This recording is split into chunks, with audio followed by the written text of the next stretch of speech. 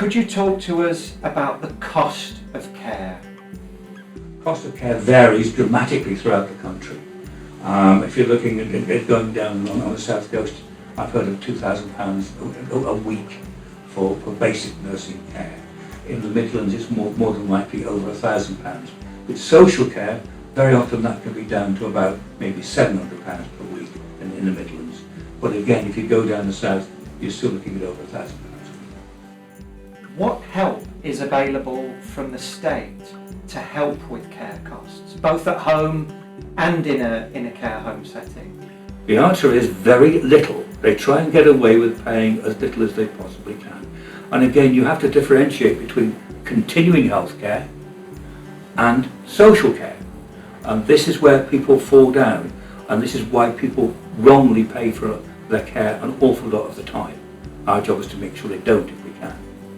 Continuing health care, as I said before, is entirely free of charge.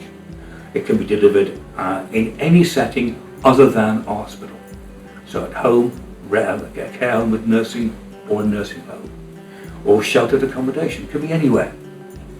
Whereas social care, that has to be paid for come what may. What happens is the local authority will come in and they'll do a care and support assessment.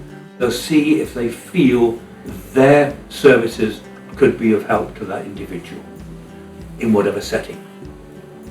If so, they then have to conduct a means test. The local authority, first of all, will look at that person's income.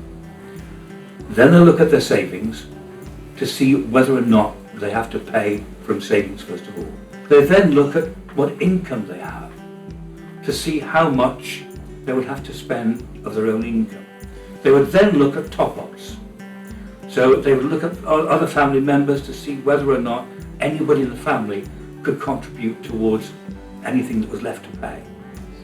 There is no legal obligation on anybody in this country to pay a top-up. So my advice is, unless you're loaded, don't do it, because it becomes a financial commitment. The big problem there is, if your circumstances change, you can't just stop that payment, because that can impact on that individual's care. This question forms part of a larger discussion between solicitors, financial advisors and care advice specialists in relation to retirement planning.